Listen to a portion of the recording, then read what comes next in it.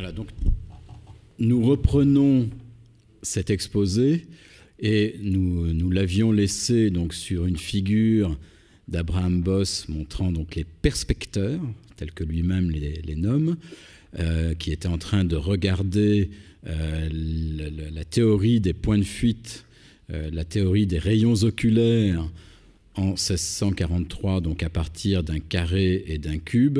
Et nous avons ici donc une figure clé qui est au cœur d'une autre partie de mes recherches, mais je ne pouvais pas rater l'occasion ici de la présenter à nouveau. Donc quelques-uns d'entre vous ont vu cette partie-là de mon travail lors de l'exposition que j'avais réalisée il y a 2 ans au musée de la franc-maçonnerie, donc l'exposition intitulée « La règle et le compas ».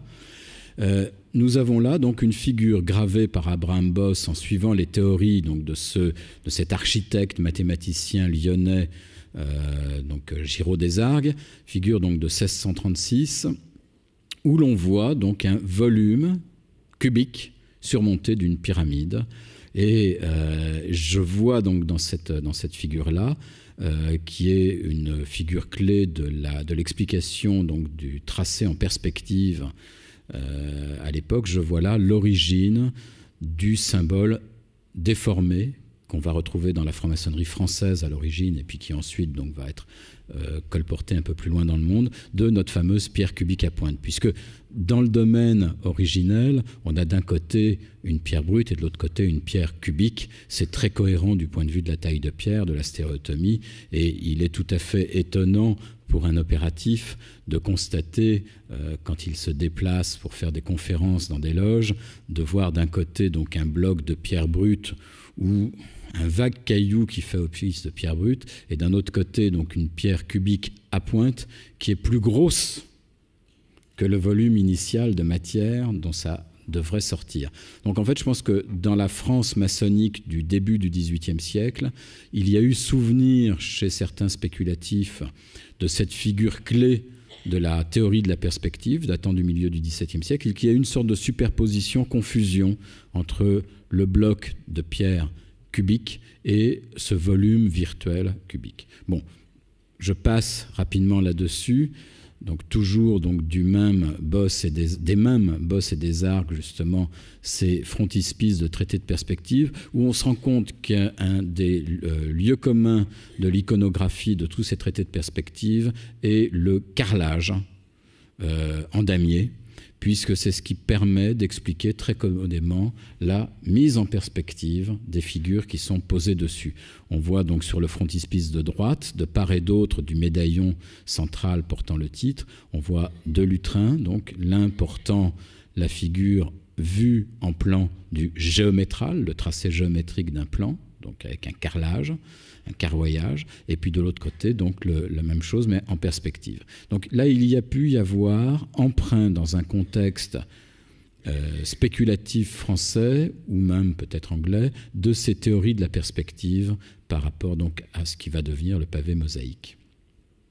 Donc, dernier traité important qu'on rencontre également dans toutes les bibliothèques de tailleurs de pierre et d'architectes de l'époque, le traité de géométrie de Sébastien Leclerc, qui se termine justement par des considérations relatives à l'arpentage, et notamment à l'arpentage dans l'art des jardins. Donc là, je boucle un petit peu par rapport à ce que nous avons vu tout à l'heure, lié à la topographie. Là, concernant l'importance suréminente du savoir au sens vraiment singulier, au sens général du terme, je vais faire une parenthèse pour vous parler d'un personnage donc, que j'aime beaucoup, que j'ai énormément étudié ces dernières années, qui est un compagnon passant tailleur de pierre avignonnais, Jean-Paul Douliot, donc, qui est né juste avant la Révolution à Avignon et qui est décédé en 1834, donc très jeune, 46 ans, qui a eu une carrière fulgurante, puisque Jean-Paul Douliot, dont voici le portrait, Jean-Paul Douliot a été, à partir des années 1818, professeur de coupe des pierres dans un premier temps, puis professeur d'architecture, puisqu'il était par ailleurs architecte, à l'école royale gratuite de dessin de Paris, donc l'ancêtre de l'actuelle École nationale supérieure des arts décoratifs. On a concernant ce personnage, un témoignage, un double témoignage très sensible. Et c'est intéressant de sortir un petit peu justement des récits, enfin des analyses très, très théoriques. Je vous livre ce témoignage très sensible sur cet individu dont on a le portrait. C'est très rare, les portraits de compagnons. Il est dû à Jean-Hilaire Belloc, qui est le directeur de cette école royale de dessin, donc quelques semaines après la mort de Douliot. Un jour, un appareilleur, praticien ingénieux, passa devant l'école et entra dans la classe de mathématiques. Élevé dans les chantiers de construction que dirigeait son père, il avait, tout enfant, manié l'équerre et le marteau. Les compagnons l'appelaient la pensée. Orphelin à 15 ans, employé bien jeune encore aux travaux de maçonnerie du Louvre, il venait prendre sa part des savantes leçons de l'excellent professeur Lavie. Il venait demander à la science l'explication raisonnée des opérations qu'il faisait chaque jour. Il avait eu cette première éducation pratique que rien ne remplace, mais son esprit méditatif et profond éprouvait le besoin d'aller au-delà. Il entrevoyait déjà la possibilité de formuler en principes clairs et lucides, appuyés sur des calculs mathématiques, sur des dessins ingénieux, tout ce qu'avaient fait ses mains. Employé plus tard comme appareilleur par M. Hurtaud, il travaillait à la construction du pont d'Iéna et d'un des plus beaux hôtels de la rue de la Paix, alors même qu'il suivait le soir les cours d'architecture et de mathématiques de l'école royale. Après de laborieuses journées, il prolongeait ses veilles et consacrait une grande partie de ses nuits à de sévères et consciencieuses études. C'est ce que j'ai évoqué donc, dans la première partie concernant donc, cet apprentissage que tous les compagnons tailleurs de pierre sur leur tour de France faisaient de la stéréotomie et si possible au-delà. Cet homme, messieurs, doué d'un amour si passionné pour la science, d'une modestie si sincère et si profonde qu'elle allait jusqu'à l'abnégation, vous l'avez tous nommé, c'était Jean-Paul Douliot, votre bon, votre cher professeur, votre ami, votre guide, celui dont la mort prématurée nous a tous consternés, dont l'irréparable perte nous plonge dans un deuil de famille. Je ne vais pas tout lire, mais cette exceptionnelle intelligence et sensibilité, et pour tout dire, donc humanité profonde, qui est normalement la marque caractéristique de tout compagnon qui a un tant soit peu réalisé ce que lui transmet la lumière de l'initiation. On le retrouve donc dans le portrait que dresse également sa veuve 2 ans après sa mort, où elle signale qu'arrivé aux importantes fonctions de l'enseignement public, puisqu'il a eu vraiment donc une charge importante à cette école royale de dessin, il n'oublia jamais qu'il avait été ouvrier comme l'étaient la plupart de ses élèves. Il leur distribua l'instruction non seulement avec cette clarté de démonstration qui caractérise la vraie science, mais encore avec cette patiente sollicitude qu'un père puise dans son cœur. Il aimait s'environner des Avignonnais qui suivaient ses leçons. Il s'informait de leur position et de leurs besoins, les guidait par ses sages avis, procurait du travail à ceux qui en manquaient et secourait de sa personne et de sa bourse ceux qui se trouvaient malades ou dans l'embarras. Voilà le noble usage qu'il faisait d'une position et de ressources si péniblement acquises.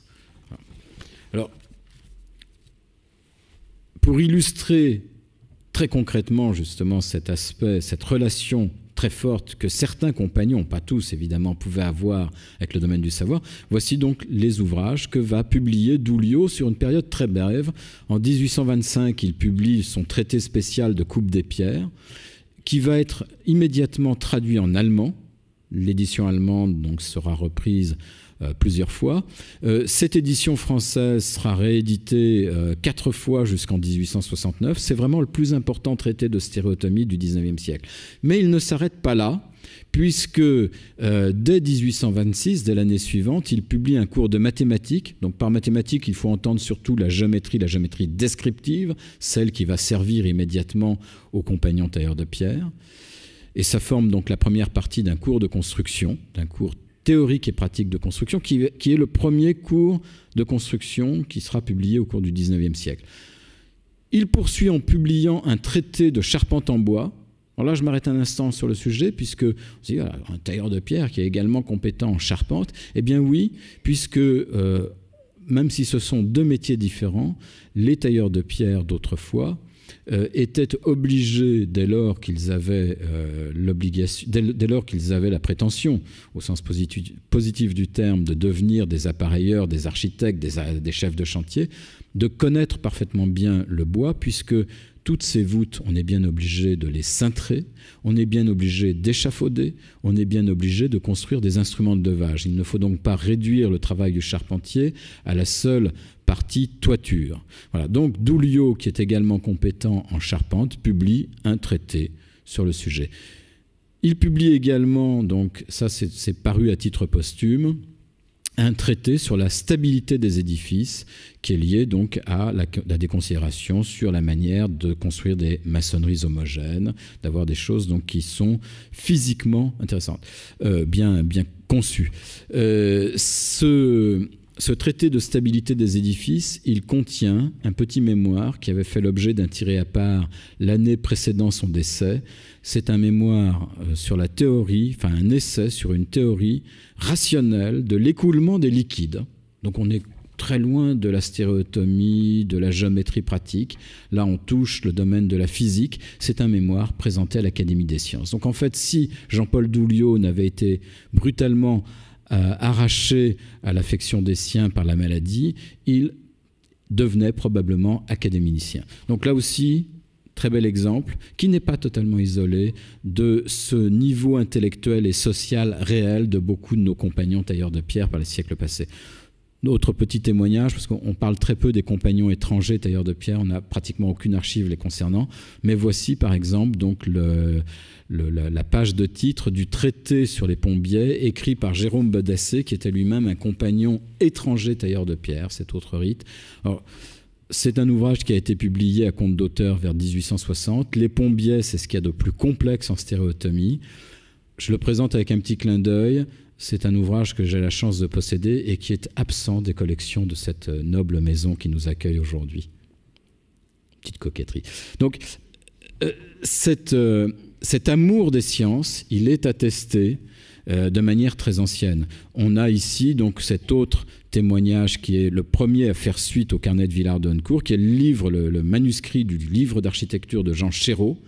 Et Jean Chéreau, donc, qui a une carrière d'architecte qui nous est un petit peu connu dans l'Yonne, eh bien, son carnet, il le signe très fièrement, non pas du nom d'architecte, mais il met Jean Chéreau, tailleur de pierre, natif de Joigny. Il n'oublie pas ses racines ouvrières. Et là, donc, la bonne moitié de ce carnet est consacrée non pas à des questions de stéréotomie et d'architecture, mais à des questions relatives aux sciences, à l'astronomie, à l'astrologie, à la météorologie. Il s'intéresse également à la géomancie. Donc on est là à cette période d'articulation où les sciences ne sont pas encore complètement dégagées des sciences occultes, et où on voit très bien qu'un opératif, on va dire les choses comme ça, pouvait avoir une culture s'étendant non seulement à des sciences physiques et mathématiques, mais également à ces sciences occultes qu'on va retrouver dans les préoccupations de la franc-maçonnerie. Concernant ces sciences, justement, je reviens sur cet élément central du phare et des deux globes et des instruments qu'on voit au milieu. Alors, évidemment, les deux globes nous évoquent tout de suite les fameux globes de Coronelli qui sont donc à la Bibliothèque nationale, que nos compagnons tailleurs de pierre qui ont travaillé sur les chantiers royaux de Versailles ou de Marly ont pu connaître, et qu'ils ont pu connaître soit de visu, soit tout simplement par ce vecteur très intéressant d'emblématique et qui a été totalement négligé jusqu'à aujourd'hui, que sont par exemple donc les jetons de l'administration des bâtiments du roi, jetons par lesquels on faisait la comptabilité de ces journées d'ouvriers. Et ces jetons donc étaient toujours porteurs d'emblèmes ou d'éléments qui pouvaient renvoyer à des événements d'actualité. Donc celui qu'on voit ici montre les fameux deux globes.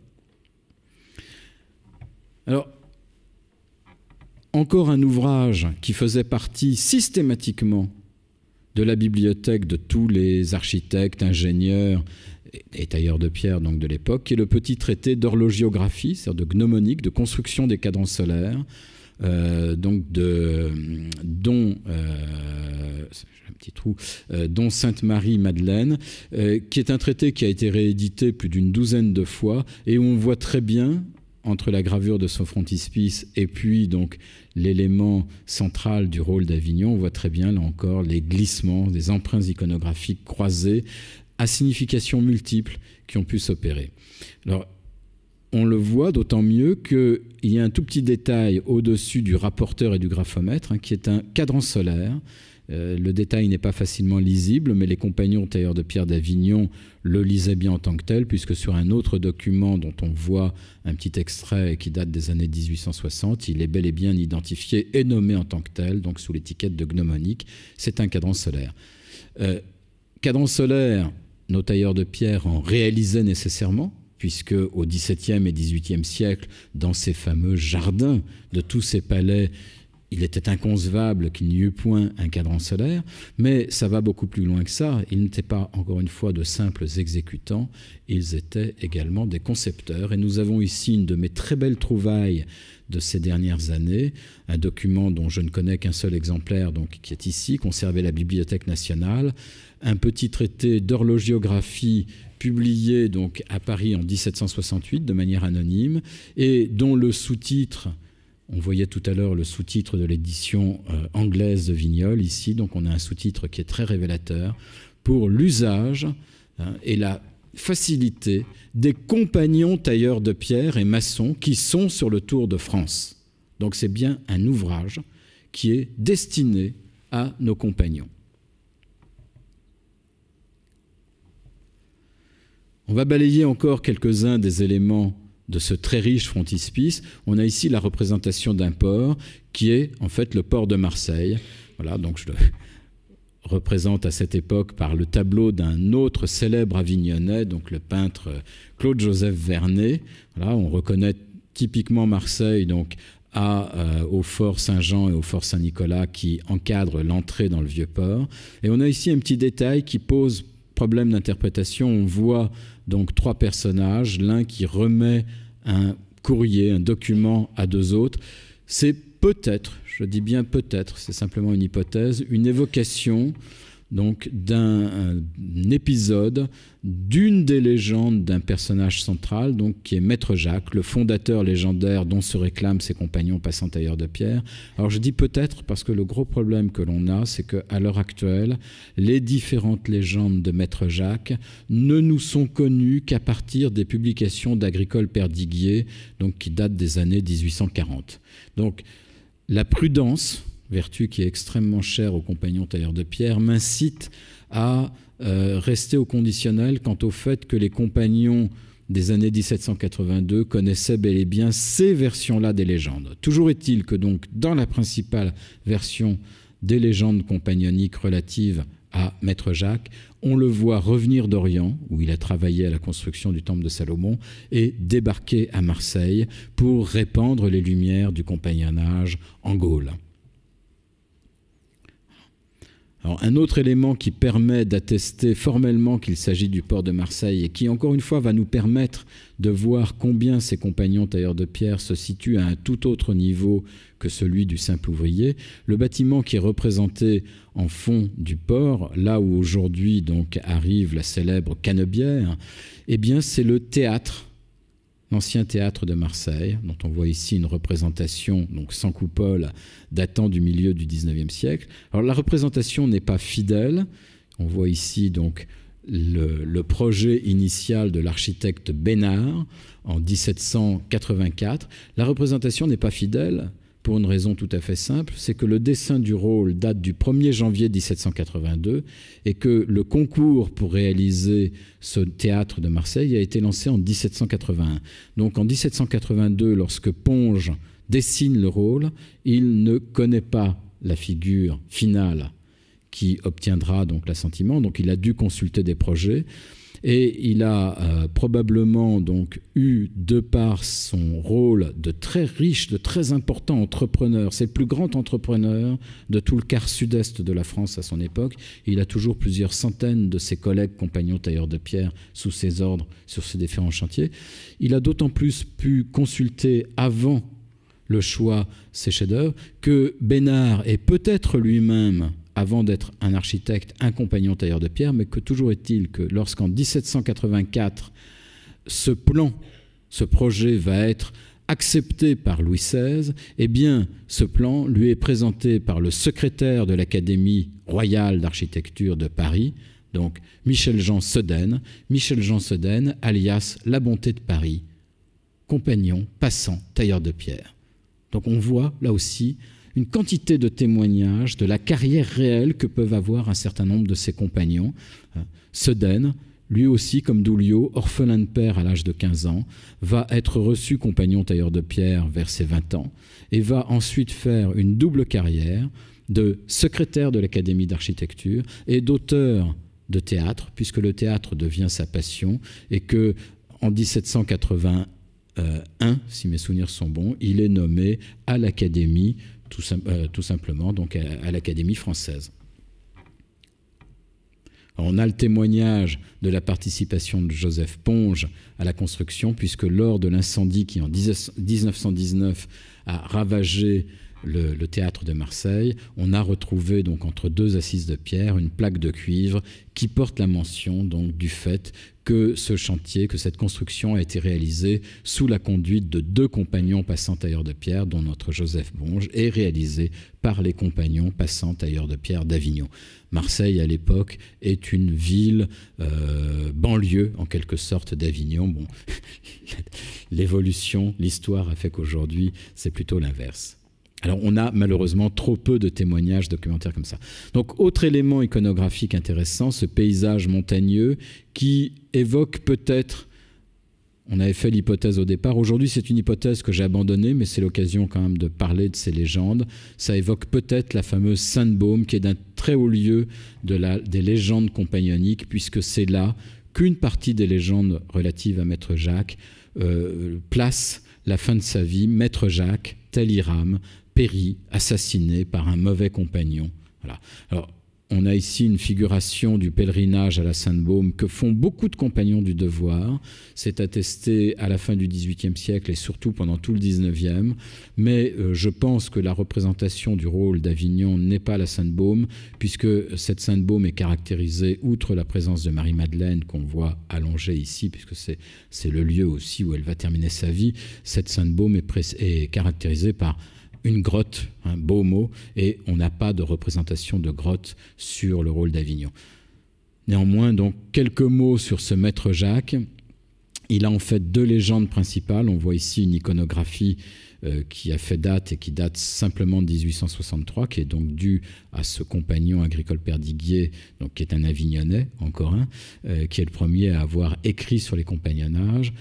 Maître Jacques, donc, est considéré comme ayant travaillé sur le chantier du temple de Salomon à Jérusalem. Donc on voit ici des petits médaillons qui sont relatifs à la légende salomonienne. On voit ici donc Salomon renvoyant Maître Jacques après la construction du temple, comblé de cadeaux et accompagné de 40 disciples renvoyant vers sa Gaule natale. Mais il y a une autre version de la légende qui dit non, Maître Jacques n'est pas un personnage qui a vécu dans l'Antiquité, c'est un personnage qui a vécu au Moyen-Âge. Très précisément, donc, c'est l'un des principaux acteurs d'une querelle compagnonique qui a eu lieu en 1401 lors de la construction des tours de la cathédrale d'Orléans. Voilà. On voit ici la chose représentée. Alors, ça pourrait paraître historique, il serait très tentant, donc, comme je l'évoquais en préambule, de considérer que nos compagnons tailleurs de pierre sont les héritiers directs des bâtisseurs de cathédrales et qu'ils ont, grâce à cette mémoire de la transmission orale qu'ils ont conservée intacte, des souvenirs d'une histoire qui n'aurait pas été portée par écrit. Là, en revanche, je dirais que les recherches de cette dernière décennie, menées avec Laurent Bastard, nous amènent à prendre ça avec infiniment de précaution pour deux raisons. C'est que d'une part, le chantier des tours de style gothique de la cathédrale d'Orléans ne s'est déroulé qu'à l'extrême fin du XVIIIe siècle, juste un petit peu avant la Révolution, et absolument pas en 1401. 1401, on est en pleine guerre de 100 ans, il ne se passe rien sur le chantier d'Orléans, donc il n'y a pas d'élément. L'autre élément qui est très intéressant, c'est que précisément lorsqu'en 1840, Agricole Perdiguier publie son livre du compagnonnage, qui est le livre fondateur de l'historiographie compagnonique, eh bien, on voit aussitôt les compagnons passant tailleurs de pierre des principaux sièges de France échanger une abondante correspondance les uns avec les autres et dire « mais Qu'est-ce que c'est que ça? Est-ce que vous avez lu ce livre sur le compagnonnage? Bon, on sait bien que c'est écrit par un compagnon menuisier du devoir de liberté, c'est rien moins que rien. Mais quand même, celui-ci, il est sérieusement atteint. Qu'est-ce que c'est que cette histoire de Maître Jacques assassiné à la Sainte-Baume? Tout le monde sait bien que Maître Jacques, c'est Jacques Moller, l'appareilleur de la flèche de la cathédrale d'Orléans. Donc, on voit qu'en 1840, les compagnons tailleurs de pierre ne connaissent pas la légende de la Sainte-Baume. Or, dès 1845, 5 ans plus tard, on les voit, eux aussi, comme les autres compagnons, venir faire un pèlerinage à la Sainte-Baume. Et dès les années 1850, incorporer cette légende de la Sainte-Baume à leur propre légendaire. Donc, ça incite à énormément de prudence quant à la fiabilité d'une soi-disant tradition orale, puisqu'il n'est pratiquement pas de tradition orale qui ne laisse tôt ou tard quelques traces dans les écrits, et que lorsqu'on traque ces traces, on se rend bien compte du fait que la tradition orale, elle est en réalité extrêmement fluctuante.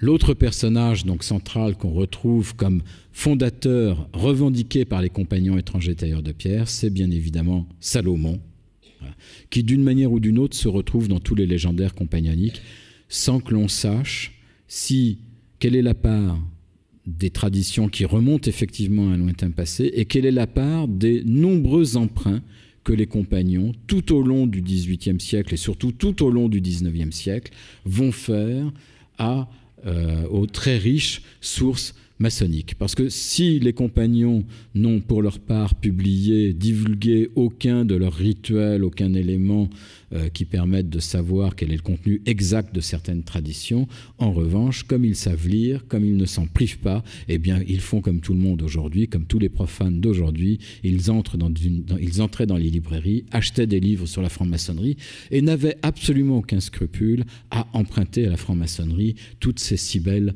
histoires. On a ici donc la représentation du temple, du lieu où le compagnon va recevoir la lumière. On aperçoit ici un compagnon agenouillé devant un autel, donc sur lequel est allumé un feu. Il y a un personnage qui tient déployé un document. Ce document, c'est le rôle, celui qui apporte la lumière, la règle du saint devoir. Et on remarquera donc que notre compagnon est figuré sous les traits d'un personnage barbu, hirsute. Donc on a en 1782, encore une fois, soyons prudents, c'est un rôle, c'est un document qui a été influencé par la franc-maçonnerie, puisque donc Ponge était assez probablement maçon, mais on a là un thème initiatique tout à fait intéressant à noter. Le seul autre témoignage que l'on ait à cette époque, donc sur la nature des épisodes de l'initiation, le voici, c'est le médaillon central du rôle de Paris en 1769, où on voit quelques-uns des passages, quelques-uns des épisodes de la réception. On a au centre donc l'accolade fraternelle, encore une fois, pied contre pied, etc., etc., etc. Donc des éléments qui peuvent qui présentent une parenté très forte avec les rites maçonniques. On a sur la droite donc le moment où le compagnon agenouillé va recevoir les couleurs fleuries, donc qui sont l'emblème même de sa dignité de compagnon. C'est un sacre, c'est un couronnement. C'est très important à comprendre. Il s'agit vraiment d'un couronnement. On voit donc devant lui l'ancien qui conduit la réception et qui porte sa canne. Et on voit à l'arrière de lui, le détail est difficile à percevoir, donc à l'arrière donc, de ce personnage assis sur une base de colonne, on voit donc nos tailleurs de pierre sous forme de putti qui déploient un document, donc qui est le rôle, mais où là, ce qui signifie le rôle est une représentation architecturale.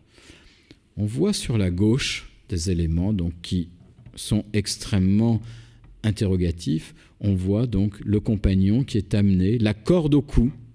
Donc c'est un élément qu'on retrouve évidemment dans la rituelique maçonnique. Il est amené, la corde au cou, sur les lieux de la réception. Et cette corde au cou, on la voit autour du personnage allongé par terre, qu'un autre putti va relever. On a là une superposition de différents épisodes qu'on retrouve dans la tradition maçonnique, mais à plusieurs grades aujourd'hui.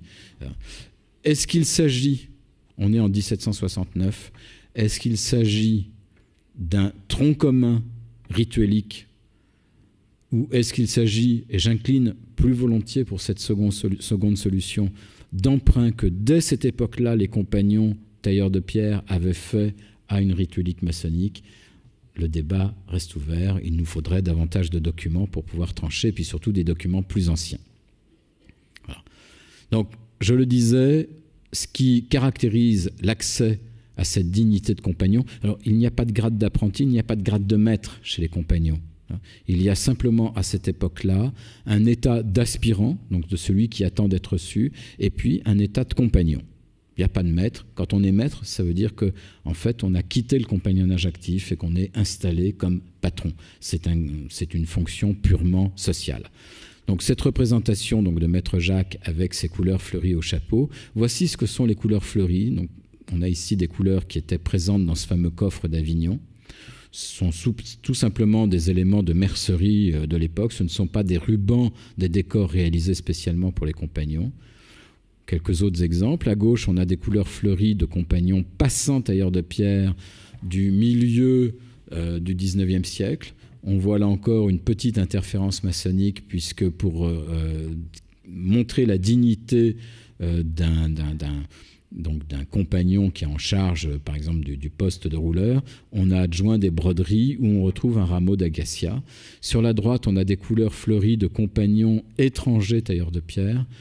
Il est quasi impossible de différencier les deux. Là, je sais que ce sont des couleurs d'étrangers puisqu'elles m'ont été données en même temps qu'un certain nombre de papiers de famille et que je sais que par conséquent, le possesseur initial était un étranger.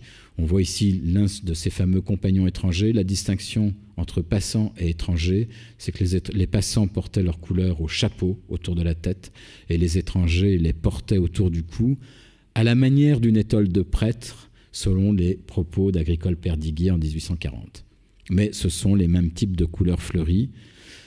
Et là, on a un indice de quelque chose qui nous rattache, ces compagnons tailleurs de pierre, à nos fameux bâtisseurs de cathédrales. On a ici donc un vitrail de la cathédrale de Bourges où on voit un tailleur de pierre en 1230 qui est en train de travailler non pas au chapeau de Mickey, hein, c'est un demi-fût, un demi-tambour de colonne, voilà, et il a autour de la tête un bandeau portant des motifs évoquant les fleurs, et on a ici un très célèbre vitrail de la cathédrale de Chartres, donc 1225, antérieur de 5 ans au vitrail de Bourges que l'on vient de voir, où on voit des maçons, des tailleurs de pierre et des sculpteurs à l'ouvrage. Plusieurs des tailleurs de pierre et des sculpteurs portent le petit bonnet caractéristique des tailleurs de pierre d'autrefois autour de la tête, mais par-dessus ce bonnet, ils portent des couronnes végétales et fleuries. On a là quelque chose qui est l'indice d'un usage à caractère rituel, d'avoir autour de la tête des rubans fleuris ou même des fleurs au naturel. Ça n'aide absolument en rien à tailler la pierre. J'ai essayé, je me suis fait mal aux doigts. Ça ne change rien, c'est évidemment quelque chose qui est rituel. Est-ce que cet usage rituel est en liaison directe avec cet usage tel qu'il est attesté par les compagnons passants et étrangers tailleurs de pierre au XVIIe et XVIIIe siècle? Ça reste déterminé. C'est toujours très risqué pour le travail d'un historien de prendre deux documents datant de 1225 et 1230 et tirer sans exprimer de doute, tirer un trait direct à des documents du début du XVIIIe siècle. 5 siècles comme ça dans le temps, on ne peut pas les franchir aussi aisément. Autre élément donc important de la symbolique de nos compagnons, c'est la fameuse canne. On a vu tout à l'heure qu'au début du XVIIIe siècle, les compagnons portaient l'épée. Et bien à la fin du XVIIIe siècle, ils portent la canne, puisqu'en fait, s'ils portent l'épée au début du XVIIIe siècle, c'est par imitation de la noblesse. Et comme la noblesse, dans le courant du XVIIIe siècle, va se mettre à porter la canne, eh bien nos compagnons tailleurs de pierre, qui sont donc encore une fois une aristocratie ouvrière, vont se mettre à porter la canne à la fin du XVIIIe et pendant tout le XIXe. Et cette canne va devenir de plus en plus ostentatoire. Alors, une des caractéristiques des compagnons tailleurs de pierre à partir du milieu du XIXe, c'est que le pommeau de la canne est en ivoire, la blancheur de l'ivoire évoquant évidemment le matériau de la pierre. On a ici un compagnon passant et la canne d'un compagnon tailleur de pierre d'Avignon. On a ici un compagnon étranger qui, lui, n'a pas une canne à pommeau d'ivoire, mais une canne à pommeau de corne. Et on a ici, donc, la canne beaucoup plus modeste d'un compagnon, probablement tailleur de pierre, de la fin du XVIIIe siècle ou du tout début du XIXe. On voit sur le rôle de Marseille que ce sont des cannes beaucoup plus sobres que ce qu'elles vont devenir ensuite. Et je termine donc ce tour d'horizon de notre rôle d'Avignon, donc de ce richissime rôle d'Avignon de 1782, par cette figuration donc, qui occupe le centre même du rôle. C'est cette fameuse vertu non équivoque sous laquelle est placé le rôle, et il s'agit de Thémis, il s'agit de la justice que l'on voit ici donc sur un autel à degrés, entouré donc d'animaux emblématiques, enchaînés les uns aux autres, qui représentent donc le chien, la fidélité, le lion, la force, le cœur enflammé, la charité, et les deux colombes qui se becquettent, l'amour fraternel. Les compagnons tailleurs de pierre poursuivent l'exercice des vertus. C'est quelque chose d'extrêmement central dans la société des compagnons tailleurs de pierre, et à tel point donc que je suis tenté là justement de citer, enfin je vais citer un tout petit passage de la préface de l'ouvrage que Margaret Jacob a consacré donc sous le titre « Les Lumières au quotidien » à cette expansion de la franc-maçonnerie en Europe durant la première moitié du XVIIIe siècle.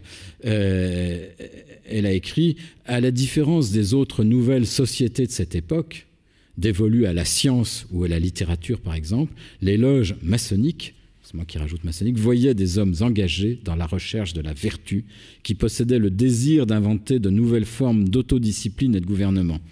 Et en effet, par un processus qui comportait des votes, le paiement de cotisations, la prononciation de discours et le respect d'un ordre constitutionnel, les frères, et également quelques sœurs, de sujets se transformèrent en citoyens. » Donc, évidemment, l'insuffisance des ressources documentaires internes pour les compagnons tailleurs de pierre ne permet pas d'affirmer qu'ils pratiquaient déjà, eux aussi, ou avant même les francs-maçons, sous une forme à peine différente sur le fond, cette quête active de la vertu et cette démocratie autorégulée qu'on le constate quand même pourtant pleinement dans leur règlement, puisqu'ils payent des cotisations, ils prennent des décisions à l'unanimité, il n'y a pas de chef chez les compagnons, chaque fonction, chaque charge provisoire est en permanence remise en question.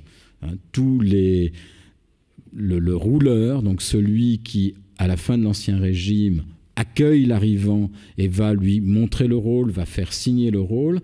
Donc le rouleur qui joue un petit peu, qui a la fonction de président provisoire, le rouleur change chaque fois qu'un nouveau compagnon tailleur de pierre arrive dans la ville.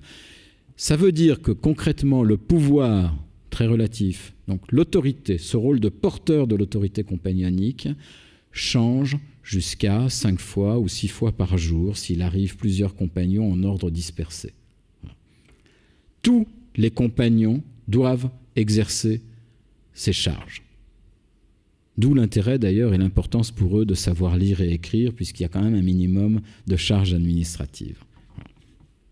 Alors, cette quête de la vertu, elle est exprimée par quelque chose de central aussi, c'est le fait que lors de ce sacre, lors de ce couronnement comme compagnon, ils reçoivent un nouveau nom. Ce n'est pas un surnom, j'insiste sur cette petite nuance, c'est vraiment un nouveau nom, et à tel point d'ailleurs que pour d'autres compagnonnages, on a la trace au milieu du XVIIe siècle de poursuites ecclésiastiques. On a la fameuse résolution que prononcent les docteurs de la Sorbonne en 1655 à l'encontre, par exemple, donc, des compagnons selliers, des compagnons couteliers.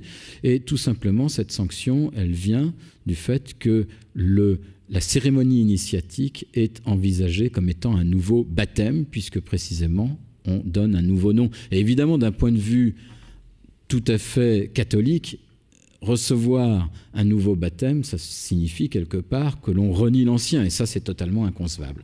Voilà. Mais donc, ce nouveau nom que reçoivent les compagnons tailleurs de pierre, il est toujours celui d'une vertu positive, et suivi du nom, de l'indication donc du nom de leur ville d'origine, de la localité d'origine, aussi petite soit-elle. Voilà.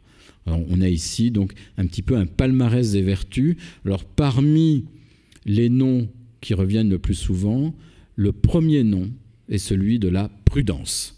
Et on va voir dans un instant pourquoi. Mais ensuite, on a la fidélité, la franchise, joli cœur non pas au sens un peu libertin du terme, joli cœur, celui qui a un cœur joli, un cœur bien disposé. Alors, l'intérêt pour les chercheurs de ces noms qu'ont les compagnons tailleurs de pierre et qui leur sont très caractéristiques.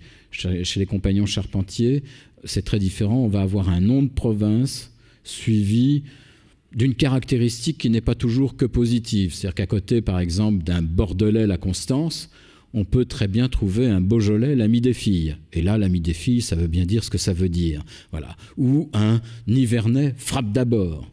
C'est-à-dire frapper sur ceux qui ne sont pas du même compagnonnage. Chez les compagnons tailleurs de pierre, rien d'équivalent. On a toujours quelque chose d'extrêmement noble. Alors, l'avantage pour les historiens, c'est que ça nous a permis, par exemple sur le millier de noms que comportent les documents avignonnais, de dresser une cartographie des origines géographiques, ce qui aujourd'hui nous permet de conduire nos recherches de manière un petit peu plus productive, puisqu'évidemment, il ne servirait probablement de pas grand-chose d'aller passer une semaine à consulter les archives départementales de la Creuse, puisqu'on voit que là, pour nos compagnons passant tailleurs de pierre, sur un siècle, on n'en a pas un seul originaire de ces départements. En revanche, Avignon aujourd'hui, où aujourd'hui je suis installé, est un gisement, le Bordelais est un gisement et la vallée de la Loire est un gisement.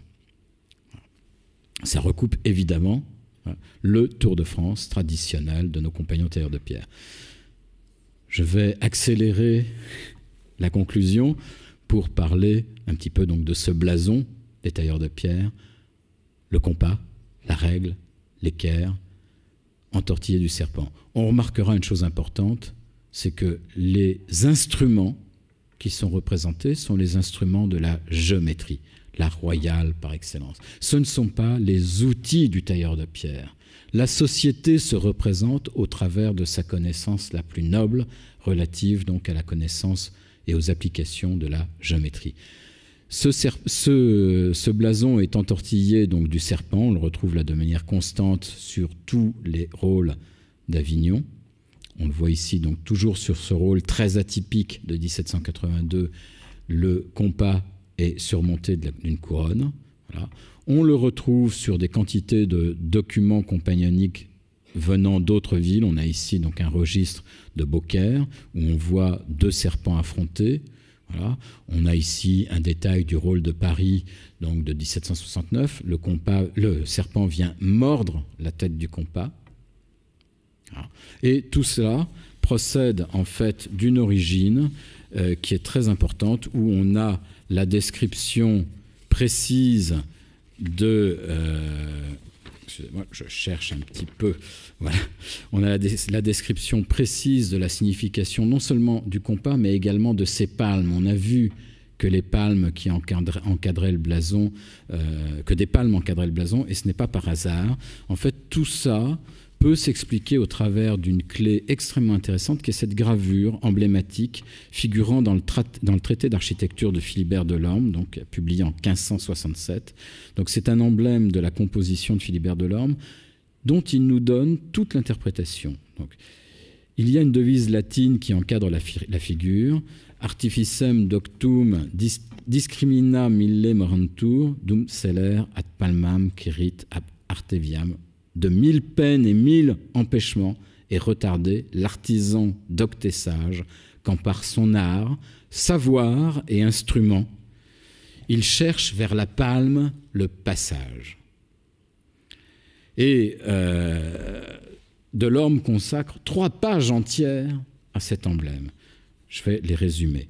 Il dit « Un compas entortillé d'un serpent pour signifier que l'architecte doit mesurer et compasser toutes ses affaires et toutes ses œuvres et ouvrages avec une prudence et mûre délibération. » Et il poursuit en disant « Prudence, dis-je, telle que le serpent la figure et est commandée et recommandée par Jésus-Christ dans son évangile, disant « Soyez prudents ainsi que les serpents et simples comme les colombes. » Et plus loin, il précise que la palme, donc représentée sur sa gravure par le palmier, est le but auquel doit viser l'artisan et signifie la gloire, l'honneur et la victoire. Et que la présence du caducée... Donc, voilà. La présence du caducée, donc serpentin, à nouveau d'Hermès, est également expliquée. Et selon Delorme, donc, ça désigne le caractère mercurien des sciences et des arts. La trompette, pour sa part, donc, est l'emblème de la renommée que l'artisan peut espérer par son talent. Et les cailloux pointus que l'on voit donc au pied de l'architecte et du combat sont le symbole des difficultés et des obstacles.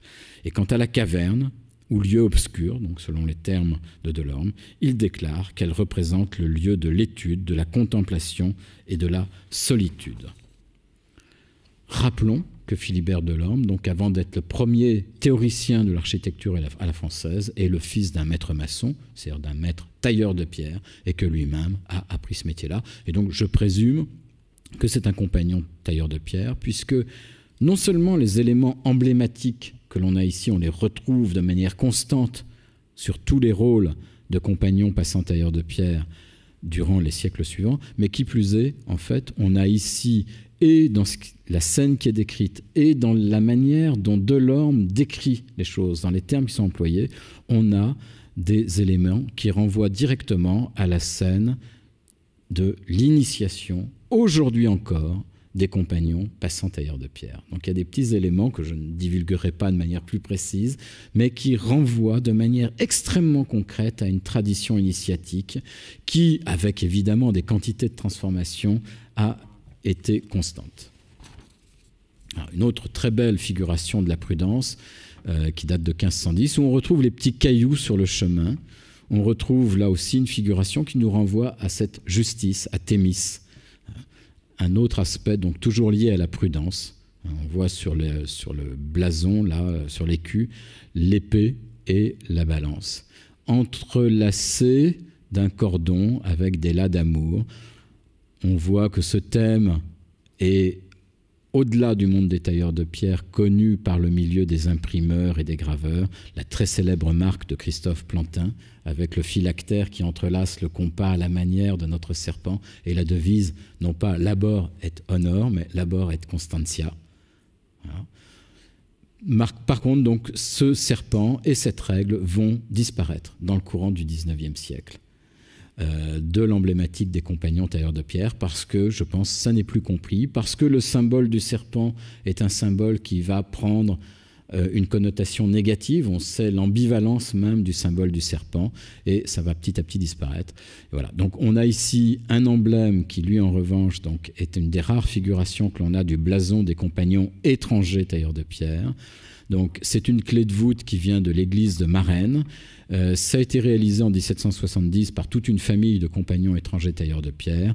Donc l'inscription complète, aujourd'hui brisée, était « Vive les enfants de Salomon », puisqu'il se réclame avoir été fondé par Salomon. On a notre étoile à 5 branches, donc ça peut être un emprunt maçonnique. On a ces 3 lettres L-A-R entre 2 lacs d'amour qui peuvent être un clin d'œil maçonnique à un intitulé de loge extrêmement fréquent à l'époque, donc les arts réunis. Mais j'insiste sur un point extrêmement important, les compagnons tailleurs de pierre, dans tous les cas de figure, n'ont pas attendu les maçons spéculatifs pour avoir, par exemple, les lacs d'amour, symbole par excellence de la fraternité dans leur emblématique. On a ici un emblème daté de 1711 d'un compagnon, donc assez probablement étranger, à Tournus, où on voit le grand compas de l'appareilleur ouvert sur la règle qui encadre le niveau, et avec le maillet, le ciseau et les 2 lacs d'amour. On est avant toute possibilité d'intervention, d'une interférence maçonnique en France. Et je vais couper là, de manière à laisser un petit peu la place aux questions. Merci.